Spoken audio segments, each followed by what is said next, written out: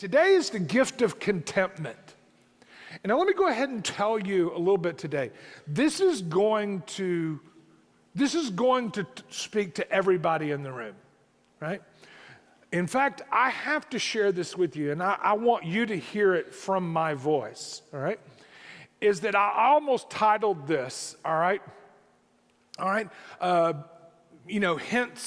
Hints to fellow strugglers, all right? Because this is something all of us face. And you'll see it because Paul makes a huge admission here that this is an area.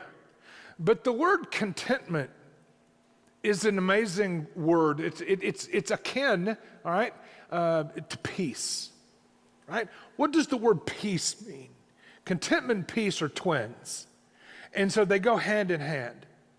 And so what does it mean to be content? I want you to understand that it's a word that a lot of times in our culture, it's gotten to almost be a bad word, right? It's almost like you don't ever be content, right? It's almost like it keeps you, making progress, keeps you heading forward. I'm never content with where I am, all that.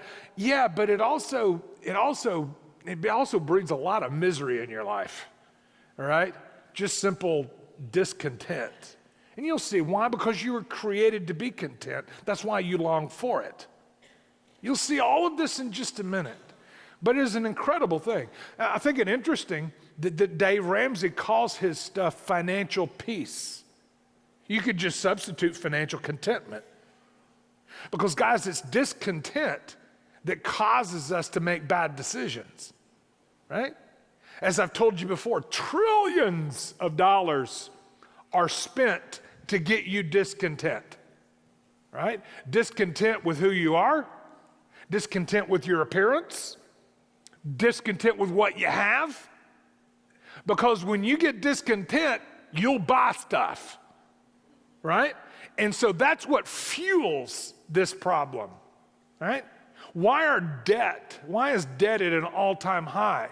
Because trillions of dollars are convincing you that you won't be complete, won't be happy, won't be content unless, and then the litany goes on. It's just not stuff, it's also things. And things you do, right? And different things. So you'll see today's contentment thought goes far beyond just finances. But finances is kind of our thought today. Because guys, again, I have counseled people through the years, and I've told you before, I've counseled people in this area of finances. It always comes up, especially in marital troubles. When people are having problems maritally, it almost always comes up, the financial part. It's always there. And as I told you last week, there was a couple I was counseling from another church. They just made tremendous amounts of money, and yet they were constantly dealing with financial pressure and living on the edge. It was unbelievable. Why? So it's not about what you make. It's about something called content and discontent. And I want you to see it today. One of my authors that I used to read often, he's been around for 20 plus, 30 plus years, but his name is Max Lucado, and he wrote a book 20 years ago called Traveling Light. And he captured this thought. And I don't like to read to you very much unless it really has something to, because I don't like being read too, right? And so, it just so puts this so well in kind of an allegory feel. All right, listen to what he says. He says, "Come with me to the world's most oppressive prison."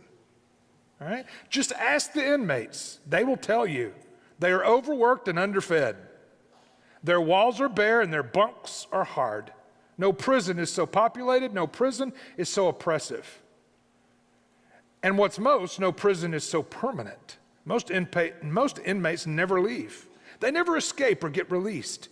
They spend their whole lives in an overpopulated, underfed existence. And the name of the prison, you ask? You'll see it just over the entrance. Rainbowed over the gate are 4 cast iron letters, W-A-N-T. Want, right? The prison of want. You've seen her prisoners. They are in want. They want something. They want something bigger, nicer, faster. They just want. They don't want much, mind you. They just want one thing. One new job, one new car, one new house, one new spouse, all right? They don't want much, they just want one. And when they have one, they'll be happy. And when they have one thing, all right, they get to leave the prison. But then it happens. The new car smell passes. The new job gets old. The neighbors get a bigger TV. The new spouse has bad habits. All right? The new sizzle fizzles. And before you know it, another ex-convict breaks parole and is returned to prison. Are you in prison? You are if you feel better, if you have more, and you feel worse if you have less. If your happiness is one delivery away, one transfer away, one reward away, okay, or one makeover away, if your happiness comes from what you deposit, drink, drive, or digest, face it, you're in prison, the prison of want. It's such a powerful thought. And when we tie ourselves to these things, it's like something that we know doesn't have what we're looking for. So I want to jump into this because there's some things here that are, and if it dawns on you, you'll go, my goodness, that is the truth, right? Let's take a look at it. All right, first of all, let me give you a definition of contentment. I thought this was interesting. Listen to the definition of contentment. Freedom, right? Freedom from worry, anxiety, and frustration because of unfulfilled wants. In fact, you even live in a culture that encourages you to come up with lists of things you want or things you want to do. Call them whatever you want to call them, bucket lists or stuff. And in reality, everybody in the room knows, right, that it's cool at the time, but it's not what you're looking for. This is something that affects all of us, and you'll see just how much in just a minute, because the scriptures are so clear when you look at it. So let's jump into it, take a look at it. Number one, just three things I want to talk to you about today. Number one is that contentment cannot be governed. If it's true contentment, it cannot be governed by your circumstances. So it's not just things that you have, we'll talk about that in a minute, things that you do, but it's also circumstances that go on around you. Those things cause huge discontent in people's lives, right? Because things happen.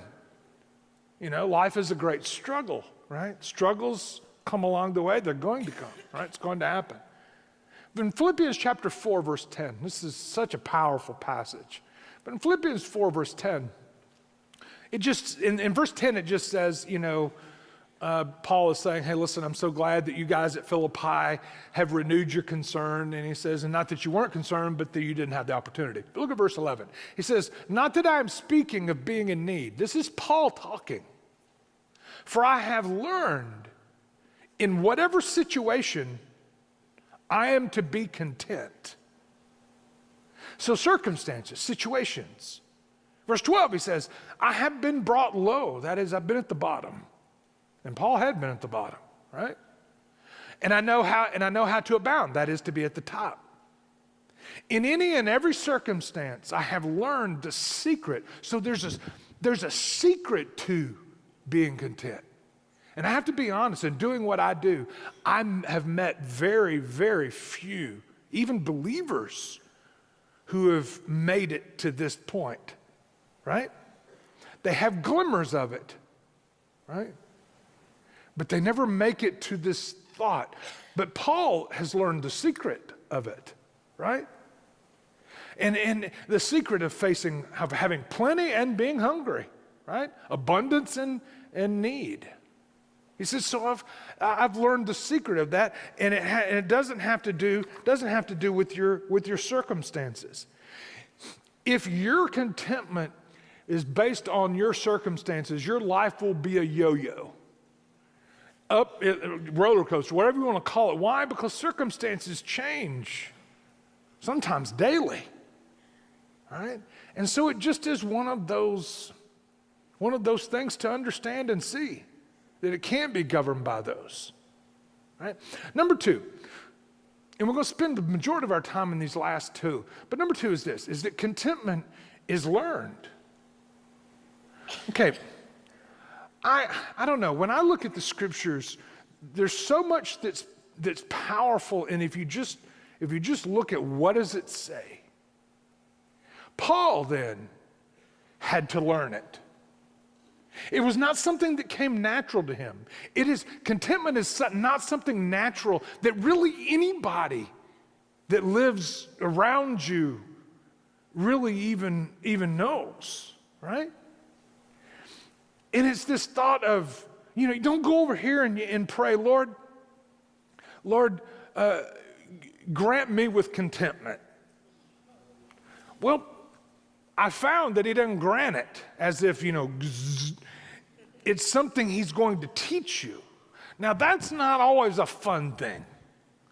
It's like, Lord, I want to be content. Lord, make me content. Well, that's kind of a dangerous prayer, because usually you'll be put in circumstances or things that'll happen that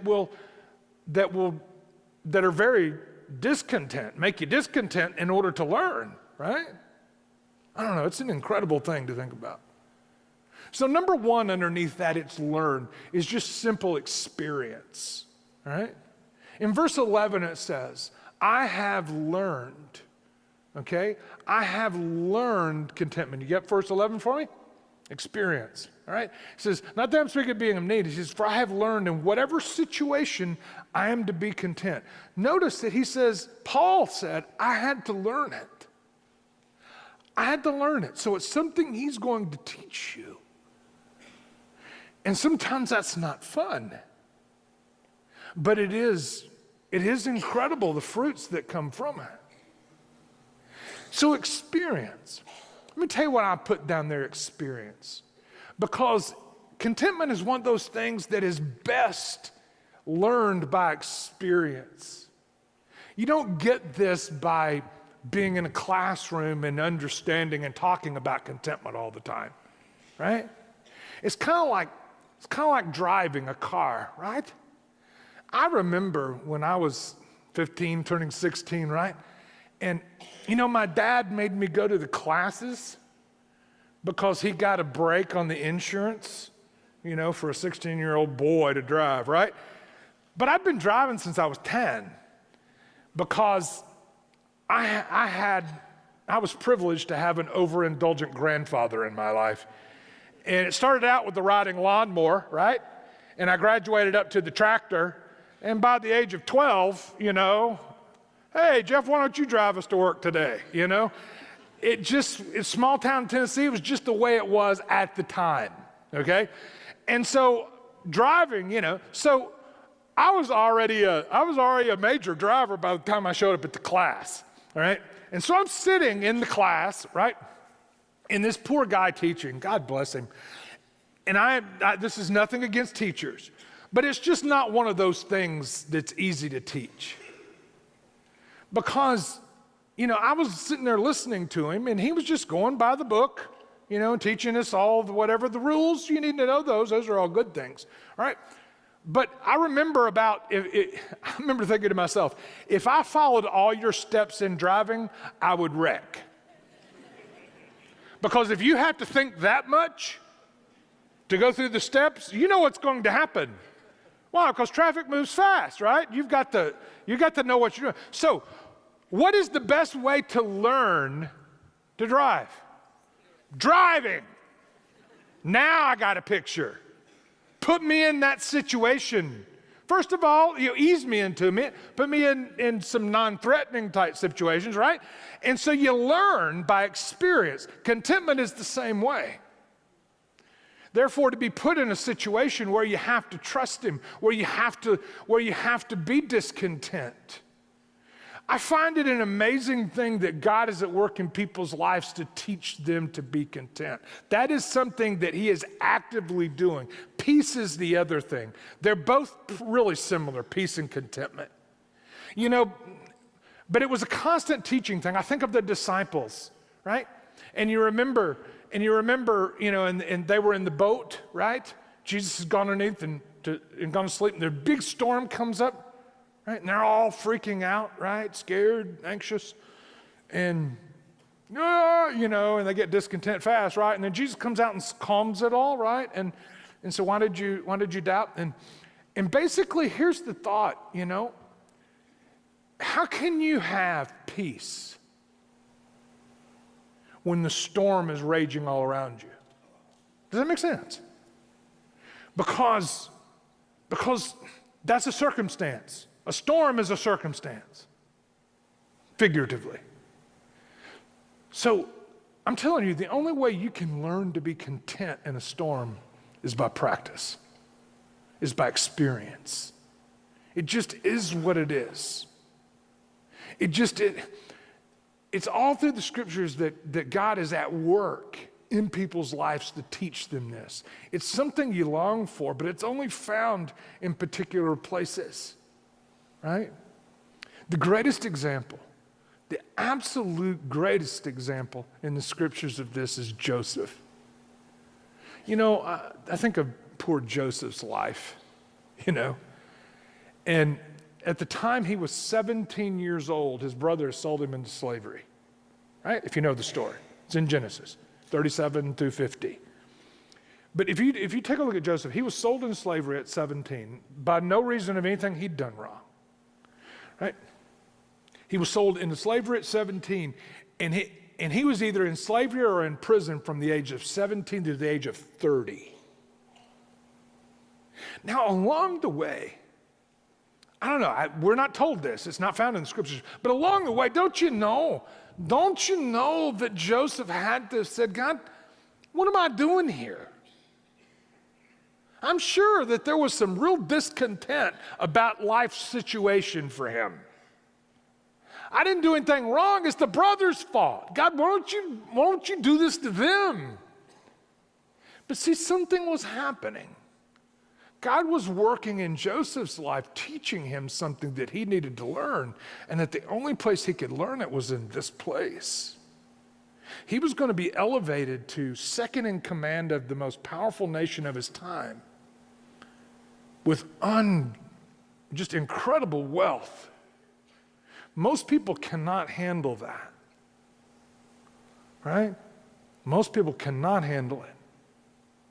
Do not hand large sums of money to people who have not learned. You're messing their life up, right? This 13-year training gave Joseph an incredible look, and he was able to administrate and live with such contentment, even in the midst of everything that he'd gone through. He'd learned it. Well, let's just take a look at Paul. Paul said here, I have learned in any situation to be content. Well, question, all right? Paul was writing this letter to the people at Philippians, right? But does anybody remember where he was writing it from? Prison. And so he's saying, I've learned to be content. In other words, content in prison. But if you've read anything about Paul and the type A personality, the worst thing you can do to him is to cage him. And he had to have thought to himself, God, what are you doing here? I don't understand. You called me to share the gospel with the Gentiles. How can I do that sitting in a jail cell? Right? Discontent. Right? Now we can understand why. But at the time, Paul didn't get it. Because if Paul hadn't been in prison, he wouldn't have written the book of Philippians. He would have just gone and seen them, right? But you and I read the book of Philippians today because Paul was in prison. So God had a purpose, right? Therefore, being content wherever he has you, it's an interesting thing, but it can only be learned, right? You can't go over here and say, I'm going to be content. That just makes you more discontent, right? Have you ever done that? Okay, be grateful. Boy, my goodness. As if you have to work it up inside, right? All right, good deal. All right, so number one, then experience. Number two is accepting the circumstances. Lord, these come from you. Lord, you know where I live. You know where I am. Listen to this. He can take you out of any circumstance he wants to if you're his. He knows you're in this circumstance right now. But I have learned personally, I have learned sometimes God does deliver us. So I'm not saying don't pray, Lord, deliver me. But rarely does he deliver you from it. Usually he delivers you through it, right? And yet everybody talks about the being delivered from when that is not the normal MO of how I see God work. It's like being a parent, you know? And I love this whole thought of a parent because this is part of the process. This is God at work, your Heavenly Father at work in your life, teaching you the things that you need to know, not necessarily that you want, right? Allowing you to go through tough times because you need to learn, because this stuff is learned. I think of sometimes parents who allow their hearts to overcome their good sense sometimes. And they make it a practice of delivering their children out of problems, right? A lot of times that the kids have gotten themselves into. And they bail them out. Well, that kid hadn't learned anything. They will do it again. It's hard for a parent at times to let a kid go through the hard times, but that's where they learn. Therefore, the hard times, sometimes the things we go through, if we're learning to be content, it's worth the journey, right? Oh, it's an amazing thing to think about, the parallels of how this thing called contentment goes and how it's learned. And there's more to it here in just a minute, but accepting it. God, this is where you have me, right? And if you wanted me somewhere else, you'd move me, right? Let me tell you how many times impatience is one of those issues in my life that God has had to keep teaching me. I have learned, but it was a slow learn. Because, I had this crazy thought that somehow if God got on my timetable, things would be a whole lot better. Does anybody know what I'm talking about?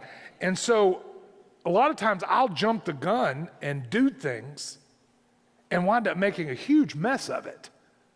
And then it takes twice as long as it would have because I jumped ahead and did something. I've learned when the Bible says to wait on the Lord, wait. Wait, and I'm not, that's awful. That word wait is awful. I hate waiting rooms. I hate anything that says wait, all right? It's just, but I'm learning, right? I'm learning. Therefore, accepting the circumstance, submitting to it. That God's got a purpose and a reason I may not see. Which then turns into trusting him, guys. This is part of it. Trusting him, trusting him, trusting him. Therefore, contentment will come from trusting him, right? They go hand in hand. Number 5 is practice. Practice, practice, practice, practice, practice, practice. I just happened to play a sport. And those of you that played that sport, that has the highest ratio between practice and time to get to play. Baseball is the cool game, right? You don't have near as much practice, especially compared to how many games you play. My goodness. I think you wear out playing all those games, right? But when I play, listen, you did all this practice. You had all this practice, and you played one game a week, and it usually lasted 10 or 11 weeks, right? Now in college, I think it's 12, but 10 or 11 weeks, right? And so the ratio of practice, constant. And so what the coach would do, the coach would put you through difficult situations in practice. And he would try to make it as tough as he could because that's where you learned, right? That's where you learned. And if you just made it easy, a cakewalk, they're not ever going to learn, right? So, as parents, guys, listen to me. I've said this a lot, but I'm going to say it again. If it is in your vocabulary that your goal as a parent to make your children happy, then you're not ever going to teach them. Because some of the hardest things to learn are the tough things, right? But boy, they need to be learned.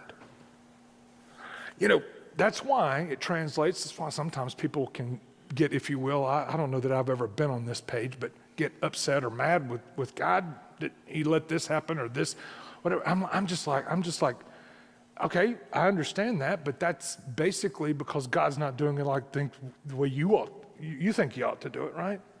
So when we get into this discontent area, really we're in like, I want what I want, right? Interesting. It's an amazing thing of how it works.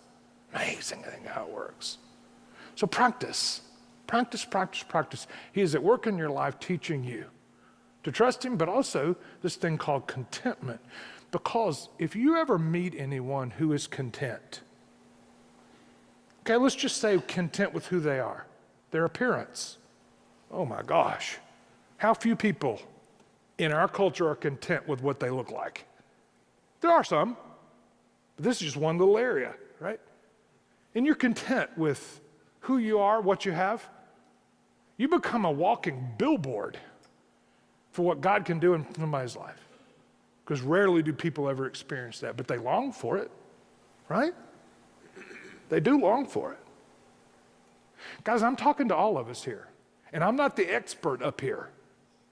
Okay, that's what I wasn't saying. Fellow strugglers, right? Fellow strugglers talking about this, because I want you to see this piece or this whatever we long for is something that is learned more than it is. It's more taught than caught, right? If you want to put it that way. Number 3 is contentment comes through him. Through him. Now, you're going to find this. This is the secret Paul's talking about. So hang with me here.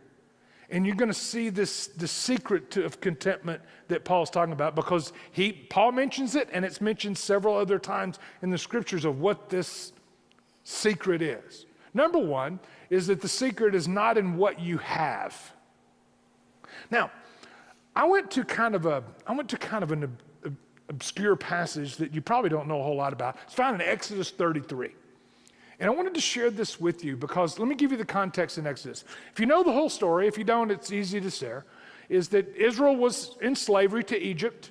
God delivered them through Moses, brought them out of their slavery, through the Red Sea, you know, that whole cool thing that happened there. They saw God, and then had some problems at Mount Sinai with the golden calf and things.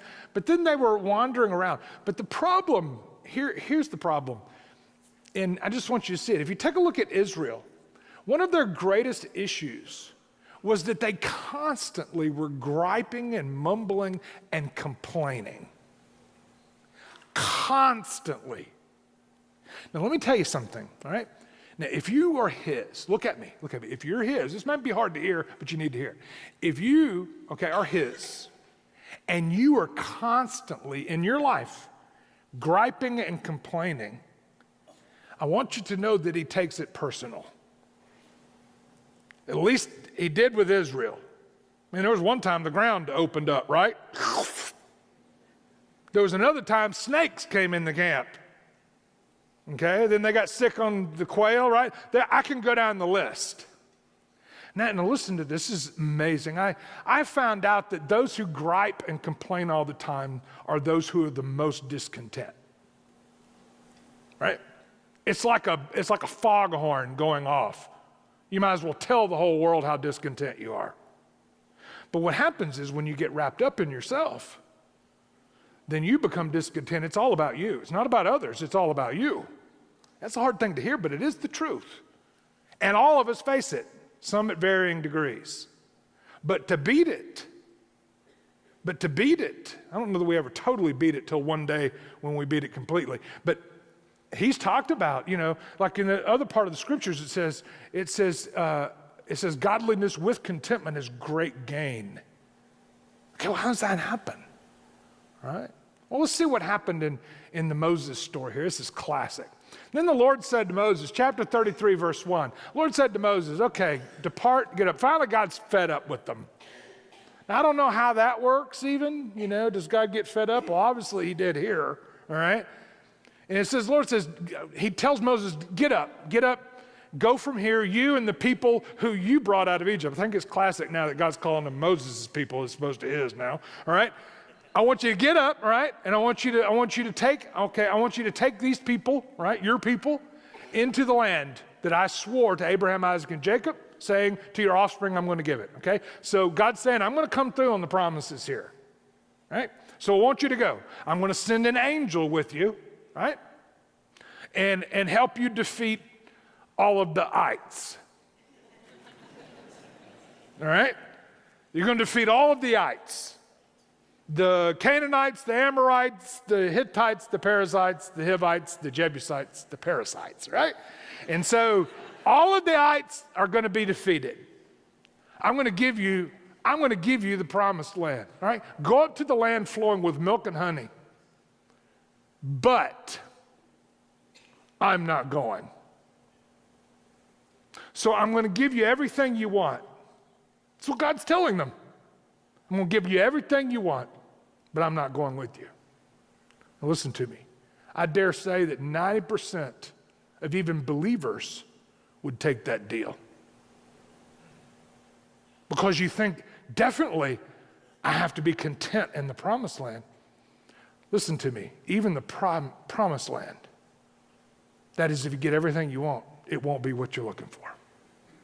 It'll leave you discontent. See, Moses just happened to be wise enough to make a decision for all of the people and say, God, if you're not going, we're not going either.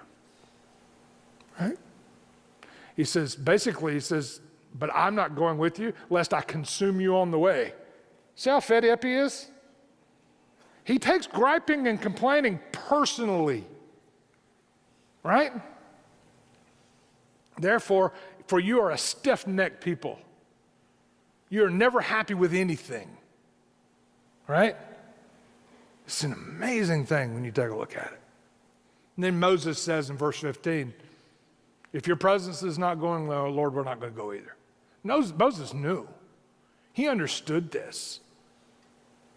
The contentment is found in having a relationship with the one who created you. What does that even look like? Jeff, how do you know that? Well, it says it here just in a minute. Right? Hebrews chapter 13, verse 5 says this. Keep your life free from the love of money. Hey, what is it? Why does it say that? Not free from money because you need money, but free from the love of it. Right? He says, so keep your life free from the love of money. Look at this, and be content with what you have. Right? Whatever it is you have, God knows what you have. Right? He can give you tons more if he wants to. Right? But he also goes on to say, be content with what you had, for he has said, I will never leave you nor forsake you. So guys, see, your contentment's wrapped up in a relationship that he's promised to be with you, if you're his. I found that amazing. I found that incredible. There's so much more to it to that. So it's not in what you have. You're not going to find this in what you have. Number two, you're not going to find it in what you do. You know, I will disagree with some who say that do what you love and you'll never work a day in your life. Well, yeah, you will. Am I making sense? Because I don't care what job it is. It always has its terrible days. And it always has, gosh, I can do something else. Right? You know what I'm saying? I mean, I'm granted, I think there's some wisdom in there. Yeah, do what you like to do, at least for now, right? But I want you to think on this for a second. There's a great passage here that talks about this. So let's take a look at it. In Luke chapter 10, verse 38. Therefore, a lot of times people think, well, finding contentment is in what you do, right? And it's like, I need to go visit this. It's like a bucket list. I want to go do this, and I want to go do this, and we'll go do this. And so therefore, your life is all about these different wants. And then the discontent comes from when you don't get to do the things, have the things, do the things, and then circumstances. Those are three major areas. The problem with have things is that's what drives the whole money thing. Because the whole money thing gives you the power to have stuff, whatever stuff it is, right? But this one's different. This one's a little story that most of you have heard, but I want you to hear this. Look at Luke 10, verse 38. This is interesting. Now, as they went on their way, Jesus entered a village, okay? And a woman named Martha, okay, welcomed him, that is Jesus, into her house. Jesus stopped by here on occasion, right? It's really cool. He stopped by here on occasion. They were friends, not disciples, right? Not just one of the crowd, they were just friends. And for some reason, Jesus liked to spend time there, right? But basically, she had a sister whose name was Mary. So Mary and Martha, right? who sat at the Lord's feet and listened to his teaching. So Mary is sitting at Jesus' feet listening to him. Right? Now, all right, verse 40, I want you to think about this. But Martha was distracted, right, with much serving. And she went up to him, Jesus, and said, and this is classic, Lord, don't you care that my sisters left me to do this all by myself, right? You need to tell her to come help me. You see, Martha thought she was in the right, right? And what happens, listen to this, this is classic. Listen to this. You can get discontented, you can get discontented serving Christ. Is that not what Martha's doing? I mean, literally. And she had no freedom. She had just had discontent. I'm having to do this all by myself. Nobody cares. Nobody notices. I'm telling you, you can be just as griping and complaining serving Christ as you can doing anything else. Because if you're trying to get noticed by everybody else or whatever, you feel slight or whatever, it all becomes about you, and then you're amazed at how discontent you get. Amazing, isn't it? Well, she got discontent fast. Now, granted, you can serve without being discontented. In fact, if you're doing it out of contentment and out of your relationship with Him, serving can be a wonderful thing. But I'm here to tell you, the gas will run out if you're doing it for any other reason because of your relationship with Him, because it doesn't have what it takes. All right, so anyway, so she says, tell her to help me. And then this is what Jesus said to her. And this is classic too. Martha, Martha. It's one of those double names like Martha, Martha. You got it? All right? You are anxious about many things and troubled, right? Okay, but one thing is necessary. Now, Jesus, what is that one thing? He tells you, look at it. Mary has chosen the good portion. I don't really care for that translation, good portion. I think NIV or maybe the King James says it, the better. Mary's chosen the better, right? Which will not be taken from her. Okay, now guys, that's huge. So from what I understand about this is that Christ would rather have you know Him than serve Him. Right? So it's all about a relationship with Him, not about doing more stuff. Does that make sense? I hope you're catching this because it's part of the secret of being content. How can you be content in prison? Right? How can you be content when this is happening and that's happening? That's because it's above those things. Because you have a relationship with Him, which is number 3. You find it in a relationship with Him. Last thing I want to share with you. Look at Philippians chapter 4. Let's look at verse 11 again. And we're going to read this down. I want you to see it. Paul says this, not that I'm speaking of being in need, for I have learned in whatever situation I am to be content. All right? I know how to be brought low, that is to be at the bottom. I know how to abound, that is to be at the top. In any and in every circumstance, I've learned the secret of facing plenty and hunger, abundance and need. So what is the secret? It's found in verse 13. I can do all things through Him who gives me the strength. So it comes from a relationship with Him. Okay, that's incredible to think on. One last illustration and I'm done. You know, God created every one of you, and He created you different. We talked about this in Romans. We talked about this last week. He created you different. He created you in His image. He created you to be able to know Him and to have the choice in His image to be able to serve, love, whatever, right? Have a relationship with Him. And so since you were created to have that need met, nothing else is going to fit it, right? Because it's not the reason you were made. That's why discontent follows most people most of their lives. Because they keep turning to the things that they want, thinking somehow if they could get what they wanted, they'd be content. Listen, Moses was wise enough that even having the promised land, if you don't have him, it'll just leave you discontented eventually. Illustration, and I'm done.